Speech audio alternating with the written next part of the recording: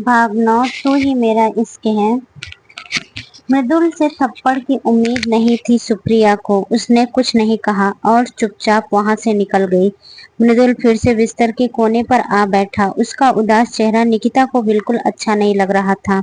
एक तरफ जहां निकिता को मृदुल का दर्द देखकर दुख हो रहा था, वहीं दूसरी ओर उसे सुप्रिया का सच पता चलने की खुशी भी थी। सॉरी निक्की, मैंने सुप्रिया को समझने में बहुत बड़ी भूल कर दी। मृदुल ने उदासी भरे स्वर में कहा। बनी, जो होता है अच्छे के लिए होता है। सुप्रिया ने जो किया उसकी सजा उसे मिल चुकी है। तुम खामखा अपना मन छोटा मत करो, निकिता ने प्यार से कहा। मृदुल उठा और आकर निकिता के सामने बैठ गया और कहने लगा, मैं सच में गधा हूँ निक्की, किसी पर भी भरोसा कर लेता हूँ, पर तुमने भी तो मुझे कहीं नहीं कहा कि सुप्रिया मेरे लिए अच्छी लड़की नहीं है। बनी, मैं क्या कहती उस वक्त? निकिता ने कहा। कहती क्या? कान पकड़ ले आती। मृदुल ने, निकिता ने कुछ नहीं कहा और खामोशी से मृदुल को देखती रही। उसने देखा तो उसके ओठ से खून निकल रहा है, तो उसने मृदुल से कहा, बनी, वो दवाई वाला बॉक्स यहाँ लेकर आना। मृदुल उठा और दवाई वाला बॉक्स लाकर निकिता को दे दिया। निकिता ने मृदुल को बैठने को कहा। मृदुल बैठ गया तो निकिता ने डिब्बा खोला और उसमें से स्प्रिट और कार्टन निकालकर मृदुल के मुंह पर लगे घाव को साफ करने लगी। तो मृदुल ने उसे रोकते हुए कहा, निक्की, मामूली सी चोट है, ये सब रहने दो। बनी, खामोश रहो, हालत देखो अपनी, लाफर लग रहे हो, निकिता ने उसके घाव को साफ करते हुए कहा। मृदुल चुपचाप निकिता को देखने लगा। निकिता बड़े प्यार से मृदुल की चोट को साफ करके उस पर दवा लगाने लगी। जलन से मृदुल ने अपनी आंखें बंद कर ली तो निकिता ने धीरे से फूंक मारने लगी। एक ठंडा महकती सांसों का एहसास मृदुल को अपने चेहरे पर महसूस हुआ। उसने अपनी आंखें खोली और निकिता की आंखों में देखा। कितनी परवाह थी उसकी आंखों में, कितना प्यार, कितनी बेचैनी से वह मृदुल के जख्मों पर दवा लगा रही थी। मृदुल उन आंखों में डूब सा गया। हो गया, अब जाकर नहा लो, निकिता ने कहा। निकिता की आवाज से मृदुल अपने ख्यालों से बाहर आया। वह उठा और बाथरूम की ओर बढ़ गया। मृदुल के जाने की कुछ देर के बाद ही रागिनी जूस का ग्लास लिए कमरे में आई। उसने ग्लास निकिता को दिया और खुद उसके पास ही बैठ गई।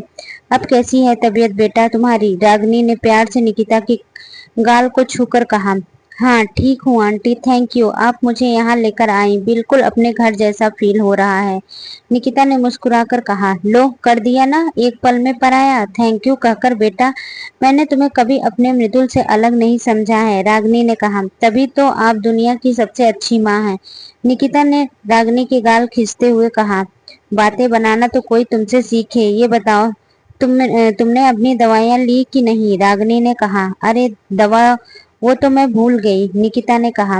रुको, मैं लाती हूँ, तब तक तुम ये जूस पियो, कहकर रागिनी सामने वाले टेबल की ओर बढ़ गई। निकिता ने जूस पिया और ग्लास साइड टेबल पर रख दिया।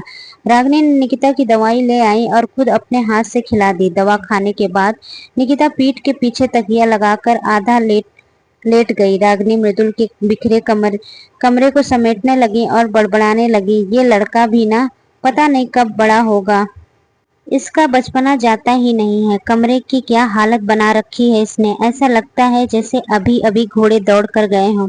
रागिनी की बात सुनकर निकिता मंद मंद मुस्कुराने लगी और सोचने लगी, आप चिंता मत कीजिए आंटी, मैं हूं ना, मैं उसे सुधार दूंगी और बिल्कुल वैसा बना दूंगी जैसा आप चाहेंगी। रागिनी कपड़े तह करते हुए बड़बड़ाए जा रही थी कि तभी बाथरूम से मृदुल तेज गाने की आवाज आने लगी। या हो चाहे कोई मुझे जंगली कहे, कहने दो जी कहता रहे, किसी के कहने की जरूरत क्या है बेटा, तुम पहले से ही हो। रागिनी ने भी अपनी आवाज को थोड़ा ऊंचा करके कहा। निकिता जोर जोर से हंसने लगी। मृदुल वैसे ही अपनी मस्ती में गाता रहा। रागिनी की नजर निकिता पर पड़ी तो वो हंसती हुई कितनी प्यारी लग रही थी। कमरे में दो बेपरवाह लोग थे, एक बेपरवाही से गाया जा रहा था और दूसरी हंसी जा रही थी। रागिनी ने कमरे में बिखरा सामान समेटा और निकिता से कहा, निकिता खाने में क्या लोगी बेटा? प्यार से कुछ भी खिला दीजिए आंटी, सब खा लूंगी, निकिता ने मासूमियत से कहा। अच्छा, प्यार से थप्पड़ खिलाएं तो चलेगा? रागिनी ने मुस्कुराकर कहा। आप अपनी होने वाली बहू को थप्पड़ खिलाएंगी? निकिता ने शरारत से कहा। दत्त बदमाश, कुछ चाहिए तो हो तो आवाज लगा देना, कहकर रागिनी मुस्कुराते हुए वहां से चली गई। निकिता मुस्कुराते हुए उन्हें देखती रही। मृदुल नहाकर बाहर आया और उसने सिर्फ तौलिया लपेटा हुआ था। उसे देखते ही निकिता ने अपनी आंखों पर हाथ रखते हुए कहा, तुम फिर से मेरे सामने ऐसे, तुम्हें जरा भी शर्म नहीं है? तो तुम अपनी आंखें बंद रखो ना, अपने कमरे में तो मैं ऐसे ही आऊंगा। मृदुल ने कबर्ड खोलते हुए कहा, ओह हेलो, आज से ये कमरा 1 महीने के लिए मेरा है, तुम बाहर का रास्ता देखो। निकिता ने आंखों पर हाथ रखे रखे कहा, मिस निक्की, आप शायद भूल रही हैं, कमरा मेरा है, मैंने रहने के लिए दिया है, ज्यादा हक मत जताओ, तुम समझी ना? मृदुल ने टी शर्ट पहनते हुए कहा। निकिता ने अपना हाथ आंखों से हटाया और मृदुल की तरफ देखा तो उसकी हंसी निकल गई। क्या हुआ, हंस क्यों रही हो? मृदुल ने हैरानी से कहा, ये क्या टी शर्ट पहनी है, इसमें तो तुम पूरे गुलदस्ते लग रहे हो। कहकर निकिता हंसने लगी। मृदुल ने खुद को शीशे में देखा तो सच में वो वैसा ही लग रहा था। उसने कबर्ड खोली और दूसरी टी शर्ट निकाल कर पहन ली, पर निकिता को वो भी अच्छी नहीं लगी, तो निकिता ने नाव में गर्दन हिला दी। अब तो मृदुल को एक टी शर्ट निकालता, पहनता, निकिता को दिखाता, निकिता नाव में गर्दन हिलाती और मृदुल टी शर्ट निकालकर सोफे पर डाल देता। पहले तो टी शर्ट फिर शर्ट बारी आई, लेकिन निकिता ने कुछ पसंद नहीं आया। कबर्ड के सारे कपड़े सोफे पर थे। निक्की, कुछ तो बोल यार, अब तो सब खत्म हो चुके हैं, मृदुल ने कहा। निकिता मुस्कुराई और जोर से कहा, आंटी जी। कुछ देर के बाद रागिनी वहां आ गई। मृदुल कुछ समझ पाता कि इससे पहले ही निकिता ने उंगली से सोफे की तरफ इशारा किया। कपड़ों का ढेर देखते हुए रागिनी के चेहरे के भाव बदल गए। वो गुस्से से मृदुल के पास आई और उसे लताड़ने लगी। ये सब क्या है मृदुल, कब अकल आएगी तुम्हें, इतने सारे कपड़ों का ढेर लगा दिया तुमने। अभी अभी मैं साफ करके गई थी, पर नहीं, तुम्हें तो इस कमरे को तबेला बनाने में मजा आता है ना। कब बेटा, कब सुधरोगे तुम? ऐसी हालत रही ना तो कोई लड़की तो 2 दिन नहीं रुकेगी तेरे साथ। मैं तुम्हें ये सब क्यों कह रही हूँ? तुम्हें कौन सी मेरी बात माननी होती है? करोगे तो तुम वही जो तुम्हें करना है, हम सबकी नाक में दम करना है ना। मृदुल अवाक सा खड़ा अपनी मॉम की बात सुन रहा था। सामने बैठी निकिता अपनी हंसी नहीं रोक पा रही थी। मृदुल की नजर जब उस पर पड़ी तो वह सब समझ गया कि निकिता ने जानबूझकर कबर्ड के सारे कपड़े उससे बाहर निकलवाए हैं ताकि मम्मी की डांट खिलवा सके। निक्की की बच्ची, तुझे मैं अभी बताता हूँ। कहते हुए मृदुल जैसे ही उसकी तरफ बढ़ा, रागनी ने उसका कान पकड़ा और रोकते हुए कहा, उसे बाद में बताना, पहले मुझे बता, ये सब ठीक कौन करेगा? अरे माम, कर दूंगा, मृदुल ने दर्द से तड़प कर कहा। बाद में करना, पहले चलकर अपने पापा की कुछ फाइल्स उन्हें जाकर ऑफिस में देकर आओ। रागिनी ने उसका कान पकड़े पकड़े उसे ले जाते हुए कहा। मॉम, मेरा कान तो छोड़ दीजिए ना, दर्द हो रहा है, मृदुल ने कहा। नहीं आंटी, बिल्कुल नहीं छोड़ना, बचपन में इसके कान खींचे होते ना तो आज इतनी शरारतें नहीं करता, निकिता ने आग में घी डालने का काम करते हुए कहा। तुझे तो मैं देख लूंगा निक्की, मृदुल ने प्यार प्यार भरे गुस्से से कहा। हाँ हाँ, जी भर कर देख लाना, मैं 1 महीने यही हूँ, निकिता ने मुस्कुराते हुए कहा। बेचारा मृदुल रागिनी के पीछे चलते हुए सोचने लगा, ये तो बड़ी खतरनाक चीज है यार, 1 महीना रहेगी तो मुझे तो घर से बाहर ही निकलवा देगी। संभल के रहना पड़ेगा बेटा मृदुल। मृदुल रागिनी के साथ कमरे से बाहर निकल गया। दवाइयों का असर होने से निकिता को नींद आने लगी। वह लेट गई और आंखें मूंद ली। कुछ देर के बाद नींद ने उसे अपनी आगोश में ले लिया। दोपहर में मृदुल बाहर से आया। उसने देखा कि रागिनी प्लेट में खाना लेकर निकिता के कमरे की ओर जा रही हैं। तो मृदुल उनके पास आया और कहा, लाइए मॉम, मैं ले जाता हूँ। मृदुल की आंखों में निकिता के लिए परवाह देखकर रागिनी को बहुत अच्छा लगा। वह खुद को चाहती थी कि मृदुल जल्दी जल्दी अपनी फीलिंग्स को समझे और निकिता हमेशा हमेशा के लिए उनके घर आ जाए। लाइए ना मॉम, कहाँ खो गई आप? मृदुल ने फिर से कहा। ये लो, और हाँ, प्यार से खिलाना उसे, रागिनी ने प्लेट मृदुल को देते हुए कहा और कहकर वापस किचन की ओर चली गई। मृदुल प्लेट हाथों में लिए कमरे में आया। उसने देखा कि निकिता सो रही है। उसने खाने की प्लेट पास पड़ी टेबल पर रखी और निकिता के पास जाकर उसके कान में जोर से कहा, निक्की। निकिता डर गई और हड़बड़ाकर उठ बैठी। मृदुल को वहां देखकर वह उसे मारने लगी और कहा, पागल हो गए हो क्या तुम? ऐसे भी कोई किसी को नींद से उठाता है भला? बदला, मृदुल ने इतराते हुए कहा। कैसा बदला? निकिता ने अपने कान को खुजाते हुए कहा। सुबह जो तूने किया था उसी का, मृदुल ने कहा। तू ना बहुत कमीना है, निकिता ने गुस्से से कहा। जानता हूँ निक्की, कहते हुए मृदुल खाने की प्लेट लिए निकिता के सामने बैठ जाता है और कहता है, चल आजा, खाना खाते हैं। मुझे नहीं खाना, निकिता ने मुंह कहकर मुंह फेर लिया। तू नहीं खाएगी तो फिर मुझे भी नहीं खाना है, मृदुल ने धीरे से कहा। तुमने अभी तक खाना नहीं खाया? निकिता ने फिक्र करते हुए पूछा। मृदुल ने मासूमियत से गर्दन हिला दी। निकिता ने एक निवाला तोड़कर मृदुल की तरफ बढ़ा दिया। मृदुल ने खाया और फिर निकिता को खिलाने लगा। तभी रागिनी पानी का ग्लास लिए कमरे में आई और मृदुल को फिर से खाते देखकर कहने लगी, मृदुल ये खाना मैंने निकिता के लिए भिजवाया है, तू अभी अभी तो खाकर आया है। मृदुल का झूठ पकड़ा गया और इधर उधर देखने लगा और निकिता उसे घूरने लगी, फिर मुस्कुरा उठी उसके प्यार से झूठ पर। रागिनी वहां से चली गई। शाम को सुबह तन्मय, स्वीटी और मधुर भी निकिता से मिलने आ पहुंचे। सभी साथ बैठकर बातें करने लगे तो निकिता को बिल्कुल नहीं लग रहा था कि वह किसी अजनबी घर में है। मधुर और तन्मय तो निकिता को एंटरटेनमेंट कराने के लिए उसे कपल डांस करके भी दिखा रहे थे। सबको बहुत मजा आ रहा था। आज कितने दिनों के बाद फिर से सब साथ में थे। मृदुल भी आज बहुत खुश था और इस सब की वजह थी निकिता।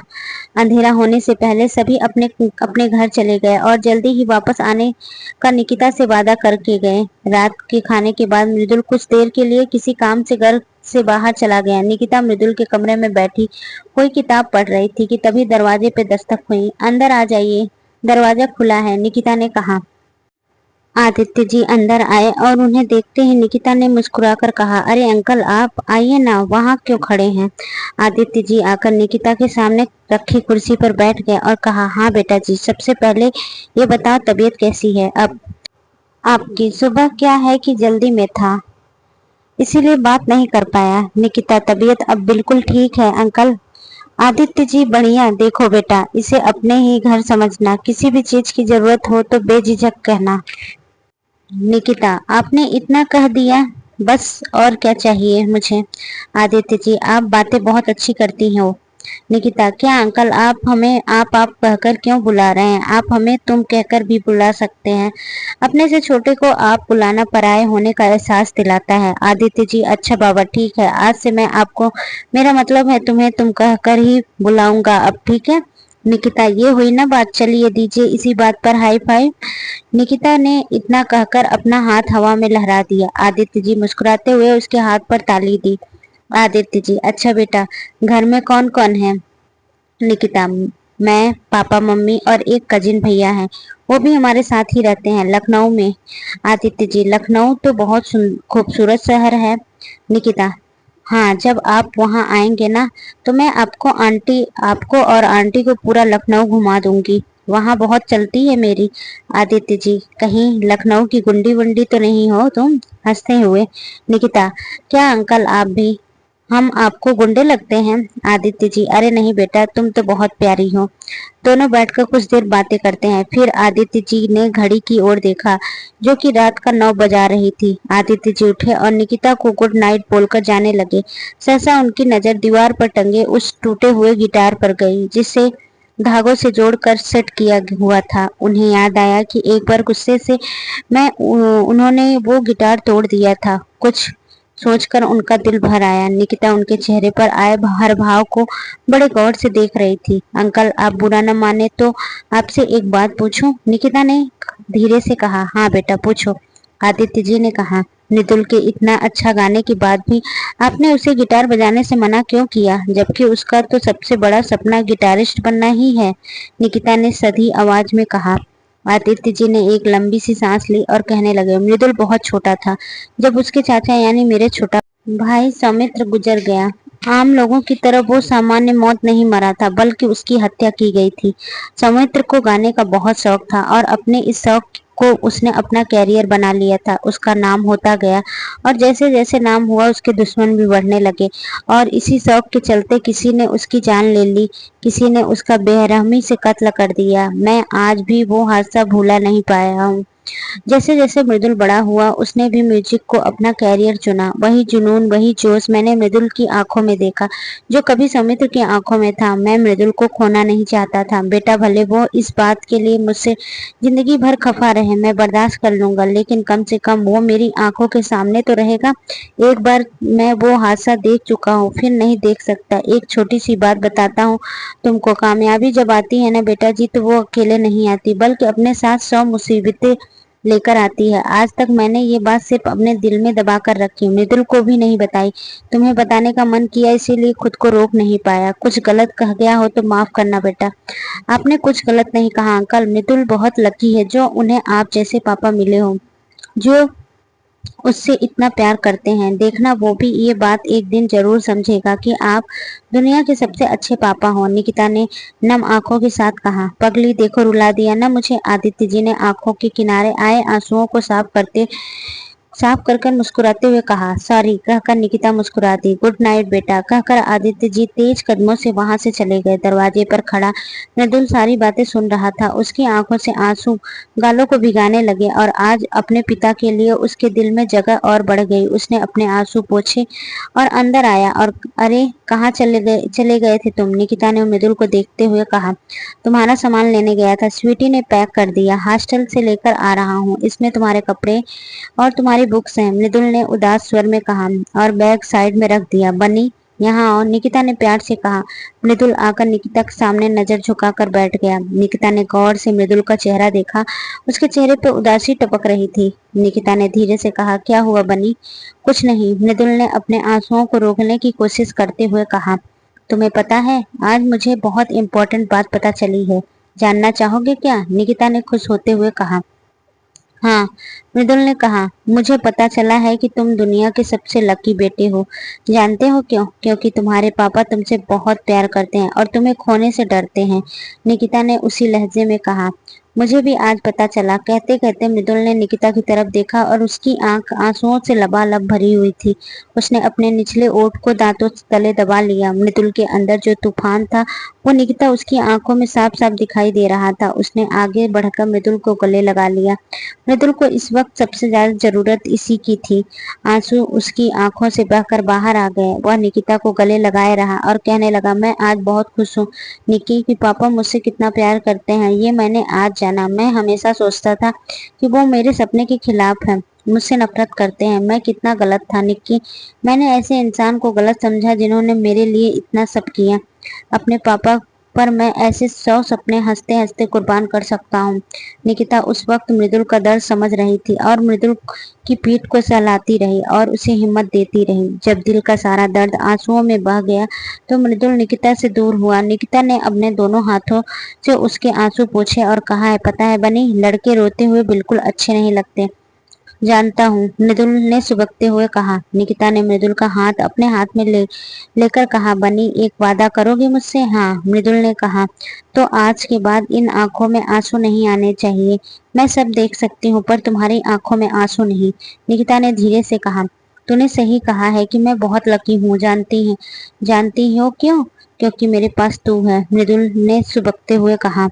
तो फिर एक वादा करोगे मुझसे? निकिता ने उसकी आंखों में देखते हुए कहा। हाँ, मृदुल ने धीरे से कहा। फिर से मुझे पंकज जैसे लोगों के पास मत छोड़ना, निकिता ने कहा।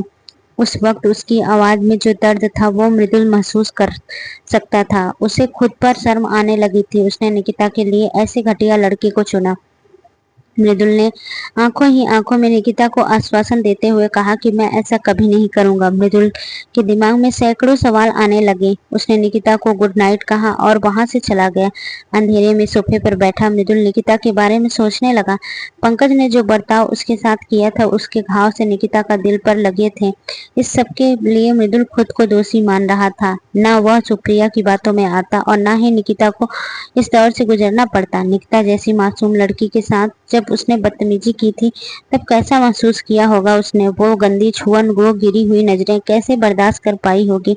उसका दोस्त होकर भी वह क्यों नहीं उसे समझ नहीं पाया, उसकी फीलिंग्स को नहीं समझ पाया, उसका दर्द नहीं समझ पाया। और निकिता उसने इतना सब होने के बाद भी उससे एक बार भी शिकायत तक नहीं की। मृदुल घंटों बैठा इसी बारे में सोचता रहा। फिर उठा और निकिता कमरे की ओर बढ़ गया। अंदर आया, देखा निकिता सो रही थी। खिड़की से आती चांद की रोशनी से कमरे में हल्का उजाला था जिसने मृदुल की निकिता को साफ देख पा रहा था। वह उसके पास आया और नीचे गिरी चादर उठाई और निकिता को ओढ़ा दी। चांद की रोशनी से उसका चेहरा दमक रहा था। मृदुल ने धीरे से निकिता का सर सहलाया और फिर उसके पैरों की तरफ आकर खड़ा हो गया। उसने निकिता के दोनों पैरों के हाथों से छूते हुए कहा, अनजाने में मुझसे जो गलती हुई उसके लिए मुझे माफ कर देना निक्की। आंख से बहकर एक आंसू नीचे जमीन पर जा गिरा। मृदुल बाहर आया और हौले से दरवाजा बंद करके वापस सोफे पर लेट गया। नींद उसकी आंखों से कोसों दूर थी। खुली खिड़की वह चांद को निहारने लगा। अधूरा होकर भी वह चांद पूरा था और शांत था। चांद की तरह अब शांत था मृदुल का मन भी। चांद को निहारते हुए मृदुल कब नींद के आगोश में आ गया उसे पता नहीं चला। रागिनी के उठने से पहले वह उठ गया। उसने सबके लिए चाय बनाई और 2 कप लेकर रागिनी के कमरे की दरवाजा खटखटाया। दरवाजा रागिनी खोला तो मृदुल को सामने देखकर चौंक गई। मृदुल चाय लेकर अंदर आया तब तक आदित्य जी भी उठ चुके थे। मृदुल ने चाय टेबल पर रखी और दोनों को गुड मॉर्निंग बोलकर जाने लगा। मृदुल, क्या बात है बेटा, आज ये सब? आदित्य जी मृदुल का ये बदला रूप देखकर कहा। मृदुल रुक गया और पलटकर कहा, पापा आज से मैं आपकी हर बात मानूंगा। इसकी कोई जरूरत नहीं है बेटा, तुमने इतना कह दिया काफी है। मैं ही आज तक कुछ ज्यादा ही सख्तियां करता आया हूँ तुम पर। आदित्य जी ने कहा। नहीं पापा, आपने जो किया मेरे अच्छे के लिए किया, मृदुल ने मुस्कुराकर कहा और फिर वहां से चला गया। मृदुल के जाने के बाद रागिनी ने आदित्य जी से कहा, आज ये इसे क्या हो गया है? आज हमारा बेटा बड़ा हो गया है। रागिनी आदित्य जी के आंखें नम करते हुए कहा और फिर दोनों साथ बैठकर सुबह की चाय पीने लगे। मम्मी पापा को चाय देकर मृदुल वापस आया और किचन की से चाय का कप लेकर अपने कमरे की तरफ जाने लगा। तब तक माहिरा भी उठकर बाहर आ चुकी थी। माहिरा को देखते हुए मृदुल ने सहज भाव से कहा, गुड मॉर्निंग दी, आपकी चाय डाइनिंग टेबल पर रखी है, पी लेना। और हाँ, मीठा थोड़ा कम है, उसमें चलेगा ना? माहिरा ने सुना तो अवाक से खड़ी मृदुल को देखने लगी। आज ये इसे क्या हो गया है? उसने अपनी आंखों को मसला, शायद वो कोई सपना देख रही हो, पर ऐसा कुछ नहीं था। मृदुल सच में एक नए अवतार में खड़ा था उसके सामने। फिर भी उसने चेक करने के लिए कहा, तूने क्या चाय का नया बिजनेस शुरू किया है क्या? रिश्तों में बिजनेस नहीं होता है मेरी डोरेमोन, हमेशा माहिरा को बुलाया करता था, मृदुल ने कहा और जाने लगा। माहिरा कुछ नहीं बोल पाई और वह डाइनिंग टेबल के पास आई और चाय का कप उठाकर एक घूंट पिया और कहा, मृदुल। मृदुल पलटा और माहिरा की तरफ देखा तो वह दूसरी तरफ देखने लगी। चाय अच्छी बनी है। मृदुल मुस्कुराया और आगे बढ़ गया। कमरे में आकर उसने चाय के कप टेबल पर रखे और बेड के पास आया और निकिता अभी तक सो रही थी। यह खिड़की के पास गया और पर्दे हटा दिए। बाहर मौसम सुहाना था। मृदुल निकिता के पास आया और प्यार से उसके सर को सहलाते हुए कहा, निक्की वेकअप बच्चा, देखो सुबह हो गई है। क्या है बन्नी, सोने दो ना, निकिता ने नींद में कहा। मृदुल ने उसके कंधों को पकड़ा और एक झटके में उठाते हुए कहा, अबे उठ जा, कितनी सोएगी आलसी। ऐसे कौन उठाता है यार, निकिता ने आंखें मसलते हुए कहा। मैं, चल अब जल्दी से चाय पी, ठंडी हो जाएगी। मृदुल ने चाय का कप निकिता की ओर बढ़ाते हुए कहा। निकिता ने चाय का कप लिया और पीने लगी। चाय फीकी थी पर फिर भी वह चुपचाप पी रही थी। चाय पीने के बाद मृदुल सहारा देकर निकिता को वॉशरूम तक छोड़कर आया और खुद आकर कमरे को साफ करने लगा। उसने बेडशीट सही की, पिलो को सही से रखा और बिखरी हुई मैगजीन्स किताबें रो में रखी। जब तक निकिता आई मृदुल ने पूरा कमरा चकाचक कर दिया था। निकिता को वापस बेड तक लेकर आया और धीरे से उसका पांव ऊपर रखा और उसने नीचे तकिया लगा दिया जिससे निकिता को थोड़ा आराम मिले। निक्की, तुम्हारे कपड़े मैं कबर्ड में रख देता हूँ, यहाँ बहुत स्पेस है। मृदुल ने निकिता के बैग से कपड़े निकालकर कबर्ड में रखते हुए कहा। बनी, तुम क्यों परेशान हो रहे हो, मैं कर लूंगी ये सब। निकिता ने मृदुल को परेशान होना अच्छा नहीं लग रहा था। फिर तो तुम फुटबॉल भी खेल सकती हो, मृदुल ने कपड़े रखते हुए कहा। मजाक उड़ा रहे हो, निकिता ने घूर कर देखते हुए कहा। शुरू किसने किया था, तुम्हारे पाँव में प्लास्टर है, तुम्हें आराम की जरूरत है और काम करने के लिए मैं हूं ना, असिस्टेंट। मृदुल ने कबर्ड से दरवाजा बंद करते हुए कहा। सो मिस्टर असिस्टेंट, जरा मेरा फोन देना, पापा से बात कर लूं, 2 दिन से उन्हें कोई फोन नहीं किया है, निकिता ने कहा। मृदुल ने चार्जिंग पॉइंट से पर लगा फोन निकालकर निकिता को दे दिया और फिर निकिता के बैग से बुक्स निकालकर निकिता के पास पड़ी टेबल पर रखने लगा ताकि निकिता आराम से वहां बैठे बैठे अपनी बुक्स उठा सके। निकिता ने फोन लगाया लेकिन फोन आउट ऑफ रीच आ रहा था। निकिता ने फोन साइड में रख दिया और किताबें रखते हुए एक डायरी नीचे गिर पड़ी। मृदुल ने उसे उठाया और कवर पे सुनहरे अक्षरों में लिखा हुआ था, मेरी डायरी। मृदुल ने हाथ में अपनी डायरी देखते हुए निकिता ने कहा, बनी मेरी डायरी वापस करो। निक्की तू डायरी भी लिखती है, कमाल है ना। मृदुल ने डायरी को उस उलट पलट कर देखते हुए कहा, बनी डायरी वापस करो, ये मेरी पर्सनल डायरी है। निकिता ने झुंझलाते हुए कहा। शायद वह नहीं चाहती थी कि मृदुल उस डायरी को पढ़े। तेरे मेरे बीच पर्सनल कब से होने लगा? चुप करके बैठ, मैं तो पढ़ूंगा। वैसे मैंने सुना है लड़कियां ना डायरियों में अपने क्रश लवर्स के बारे में बहुत लिखती हैं। कहते हुए यह डायरी लेकर सोफे पर आ गया। निकिता का दिल तेजी से धड़कने लगा। आखिर उसने उस डायरी को सब मृदुल के लिए ही तो लिखा था। मृदुल ने डायरी खोला। जैसे उसकी नजर पहले पन्ने पे गई, वहां बहुत खूबसूरत राइटिंग में लिखा हुआ था, तू ही मेरा इश्क है। मृदुल मुस्कुराया और फिर जोर जोर से पढ़ने लगा। खूबसूरत था वो पल जब तुमसे मुलाकात हुई, अधूरी सी ही सही पर कुछ तो बात हुई। तब सोचा न था तुम दिल में उतर आओगे, होकर मेरे दिल के धड़कनों से गुजर जाओगे। जब पाया ही तुम सब बस चुके मेरी सांसों में, तब मैंने महसूस किया तुम्हें, तू ही मेरा इश्क है। वो समंदर से गहरी आंखें जिनमें डूब जाए साहिल, वो इश्क की किताब सा अनपढ़ सी एक जाहिल। किसी और की नजरें मिलाने से डरता था दिल, पर वो मेरी आंखों में देखता है तो अच्छा लगता है। वो सबसे अलग है, वो सबसे जुदा है, शरारतों से कभी कभी वो मुझे बच्चा लगता है। जब देखा तुमने मेरी आंखों में डूबकर उस शाम को, तो मैं खो गई थी तुम में। तू मेरा इश्क है। अनजाने ही कभी तुम्हारी उंगलियां सहला जाती थी मेरे गालों को। यो स्पर्श मुझे आज भी याद है, जब पिघल जाया करता था मेरा मन किसी गीली मिट्टी की तरह। वो पल मुझे आज भी याद है। तुम्हारे ख्वाब खुली आंखों से देखते हुए महसूस किया है मैंने खुद को खोए हुए। तू ही मेरा इश्क है। मृदुल चुप हो गया। उसका दिल सामान्य से तेज धड़कने लगा। उसने निकिता की तरफ देखा और खामोशी से कहा, उसे ऐसा देख रही थी। मृदुल ने डायरी बंद कर दी और धीरे से कहा, तुम ये सब कब से लिखने लगी निक्की? निक्की बनी, ये सब बस ऐसे ही। मृदुल, अरे ऐसे नहीं, बहुत अच्छा लिखा है, पढ़ने वाला खो जाएगा इसमें, सोफे से उछलते हुए कहता है। निकिता अवाक से उसे देखती रहती है। तो मृदुल उसके पास आता है और डायरी उसकी तरफ बढ़ाते हुए कहता है, ये लो, आगे नहीं पढ़ूंगा। निकिता बोली, क्यों? हैरानी से। मृदुल, अगर इसे किसी ने पूरा पढ़ लिया ना निकी, तो तुमसे प्यार हो जाएगा। निकिता मृदुल की आंखों में देखने लगती है। मृदुल उसे इस तरह से देखता पाकर, ऐसे मत देख, नजर लग जाएगी। निकिता, तुम भी ना कभी सीरियस नहीं होते ना। दिल की बात जुबान पर आते आते रुक गई। मृदुल, हाँ, इस जन्म में तो मेरा सुधरने वाला कोई प्लान नहीं है। निकिता के सामने आकर बैठ जाता है। निकिता, मत सुधरना, तुम जैसे ही हो परफेक्ट हो। मृदुल, लोग मेरे बारे में क्या सोचते मैटर नहीं करता, बस तुम क्या सोचती वो जरूरी है। निकिता, लोगों का टेस्ट खराब है बनी। मृदुल, हाँ हाँ हाँ, तुम मेरी तरह बातें करने लगी हो। निकिता, संगत का असर है असिस्टेंट साहब। मृदुल, अच्छा, मैंने बिगाड़ा है तुमको? निकिता बोलती है, बिल्कुल। मृदुल ने उसे सर पर हल्की से चपत लगा दी। बस फिर क्या था, दोनों में मारपीट शुरू हो गई। साफ सुथरा कमरा फिर से युद्ध का मैदान बन चुका था। पर मृदुल को एक फायदा था कि निकिता उसे पकड़ नहीं सकती थी, ना उठ के मार सकती थी। आउच! निकिता ने अपने पाँव को हाथ लगाते हुए कहा। मृदुल दौड़कर उसके पास आया और उसके पैर देखते हुए कहने लगा, मैंने कहा था ना निक्की, लग जाएगी, दिखाओ मुझे। निकिता को मृदुल को यूं परवाह करना बहुत अच्छा लग रहा था। वह प्यार से मृदुल के चेहरे को देखने लगी। मृदुल ने तकिया निकिता के पांव के नीचे लगाया और पास में बैठ गया। बनी, तुम्हें कॉलेज नहीं जाना? निकिता ने अचानक से याद आने पर पूछ लिया। जब तक तुम ठीक नहीं हो जाती तुम्हारे साथ ही रहूंगा। मृदुल ने निकिता की ओर देखते हुए कहा। निकिता, बनी, पागल हो गए हो तुम? पैर ठीक होने में 1 महीना लग जाएगा, तब तक अपनी पढ़ाई बर्बाद करोगे तुम?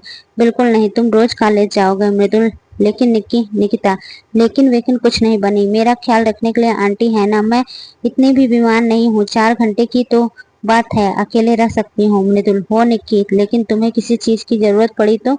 निकिता, तब आंटी है ना, मैं उनसे कह दूंगी। तुम्हें मेरी कसम है। मृदुल कसम देकर दुविधा में डाल दिया कर दिया, बस तू तो। Nikita, sweet bye boy. गाल खींचते हुए मृदुल उठा और बाथरूम की ओर बढ़ गया। तैयार होकर अपना और निकिता का नाश्ता अपने कमरे में ले आया और खुद कम खाया और निकिता को ज्यादा खिलाया। नाश्ता करके मृदुल ने अपना बैग उठाया और निकिता को बाय बोलकर कॉलेज के लिए निकल गया। अरे बनी, अपना फोन तो यहीं भूल गया है। निकिता ने बेड पर रखे फोन को उठाते हुए कहा। निकिता ने उसके फोन को देखा तो सुप्रिया ने सैकड़ों कॉल्स मैसेज आए थे, जिन्हें मृदुल खोलकर भी नहीं देखा था। शायद सुप्रिया की वजह से मृदुल इस बार बहुत ज्यादा हर्ट हुआ था।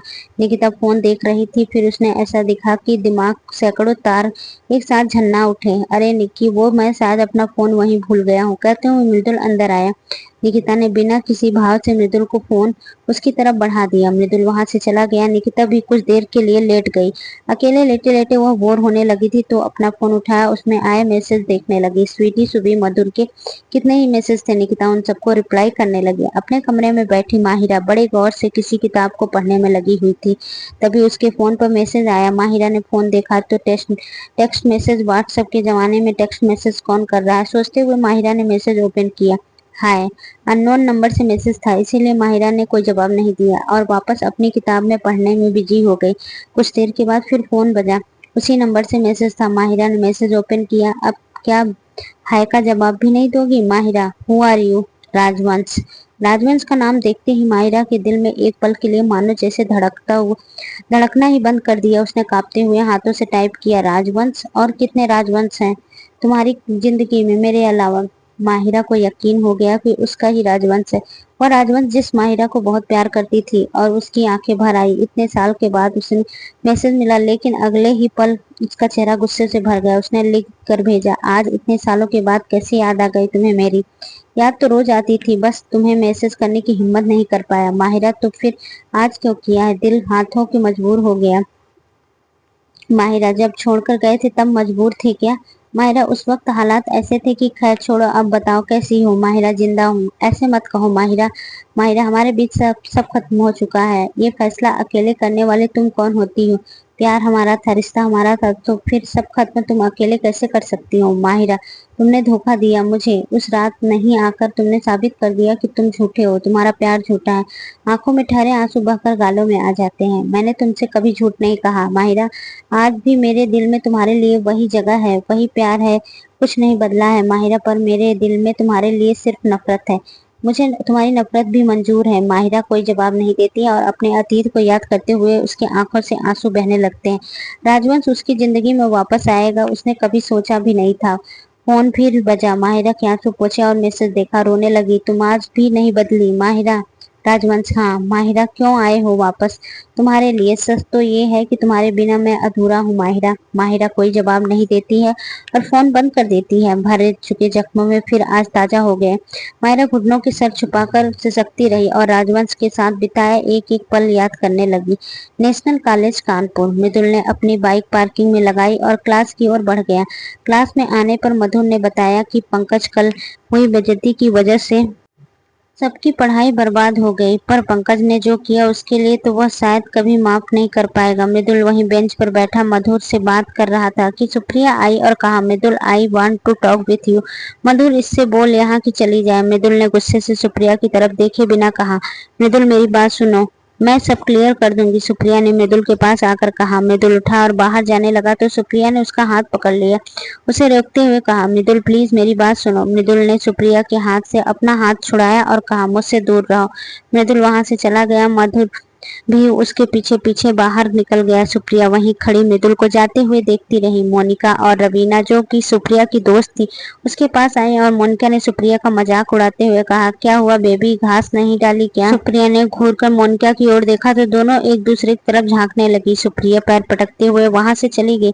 दिन गुजरने लगे। बहुत कुछ था जो इन गुजरते दिनों के साथ साथ बहुत कुछ था जो बदलने लगा था। माहिरा और राजवंश की दूरियां कड़वाहटे मैसेज के जरिए सही हो रही धीरे धीरे कम होने लगी थी। मृदुल निकिता का ख्याल रखने लगा था, कुछ कुछ उसे समझने भी लगा था। रागिनी और आदित्य जी भी निकिता के साथ वक्त बिताते और वक्त बिताते बिताते कब निकिता उन्हें अपनी सी लगने लगी थी वो भी नहीं समझ पाए। रागिनी ने आदित्य जी से साफ साफ कह दिया कि उसके घर की बहू निकिता ही बनेगी। बस अब दोनों में इंतजार था मृदुल की हाँ का। जब तक मृदुल अपने दिल की बात निकिता से नहीं कह देता, निकिता उसे इंतजार करना था उस पल का। मृदुल अपनी अधूरी डायरी पढ़ेगा और उसे भी निकिता से प्यार हो जाएगा। सब बदलने लगा था, पर नहीं बदला था तो मृदुल और माहिरा के रिश्ता। दोनों पहले से ही कम झगड़ते थे, पर बात अब भी नहीं होती थी। 2 सप्ताह गुजर गए, सब शांत हो गया, पर यह शांति आने वाले तूफान का इशारा थी। एक शाम रवीना ने अपने घर पर छोटी सी पार्टी रखी, जिसमें उसने मोनिका और सुप्रिया को भी बुलाया। तीनों ने रवीना के फ्लैट में मिलकर पहले तो खूब डांस किया और फिर सोफे पर आ बैठी। सामने टेबल पर बियर और शैंपेन की बोतल को चिकन रखा हुआ था। तीनों बुरी तरह से उस पर टूट पड़ी। सुप्रिया ने ज्यादा पी ली और फिर नशे में बड़बड़ाने लगी, उस निकिता की बच्ची को तो मैं छोड़ूंगी नहीं, मेरे मृदुल को मुझसे छीन लिया साली बिच। उसने नहीं छीना। तेरी हरकतों की वजह से मृदुल तुझे छोड़कर गया है, मोनिका ने नशे में कहा। तो चुप कर मोनिका, तू जानती भी कितना है प्यार करती हूँ मैं मृदुल से, सुप्रिया ने मोनिका को फटकारते हुए कहा। हाँ हाँ प्यार, और तुझे सुप्रिया, तू किसी लड़के के साथ 5 मिनट बिता लेना तो तुझे प्यार, उससे भी प्यार हो जाएगा। तेरी लाइफ में कितने आए कितने गए कोई हिसाब ही नहीं है, रवीना ने अपनी ड्रिंक बनाते हुए कहा। हाँ हाँ you are right baby, but this time Supriya is serious. I want Mridul, I love him, Supriya ने शराब की बोतल को चूमते हुए कहा। रवीना, मैं बता रही हूँ ना, इसे चढ़ गई है। जिसके आगे पीछे इतने लड़के हैं उसे एक लड़के के जाने का क्या फर्क पड़ेगा, मोनिका ने सुप्रिया का मजाक उड़ाते हुए कहा। फर्क पड़ता है यू बिच, कहते हुए सुप्रिया ने हाथ में पकड़ा शराब का भरा ग्लास सामने दीवार पर दे मारा। मोनिका और रवीना दोनों उसे देखने लगी तो सुप्रिया ने कहा, उसकी इतनी हिम्मत कि वो मुझे 10 सुप्रिया को दूर करने के लिए कहे, उसकी औकात क्या है। हाँ, अगर वो मेरा नहीं हो सकता तो मैं उसे किसी का भी नहीं होने दूंगी। मृदुल सिर्फ मेरा है, सिर्फ मेरा, और अगर हम दोनों के बीच कोई आया तो मैं उसे जान से मार दूंगी मैं उसे। सुप्रिया का बदला रूप देखकर रवीना और मोनिका दोनों घबरा गईं। और मोनिका, तुझे देखना है ना तो अपने मृदुल से कितना प्यार करती है तो देख, कहते हुए सुप्रिया उठी और दीवार की ओर बढ़ी। उसने टूटे हुए ग्लास के कांच का टुकड़ा उठाया और अपने हाथ पर मृदुल का नाम गोद लिया। मोनिका को दिखाते हुए कहा, देख, आंखें खोलकर देख, इतना प्यार करती हूँ मैं उससे। सुप्रिया के हाथ से खून बहने लगा। सुप्रिया आगे कुछ बोल पाती कि इससे पहले ही वह चक्कर खाकर नीचे गिर पड़ी और गिरते गिरते उसके मुंह से निकला, मृदुल सिर्फ मेरा है। आगे के भाग देखने के लिए जरूर कमेंट करें।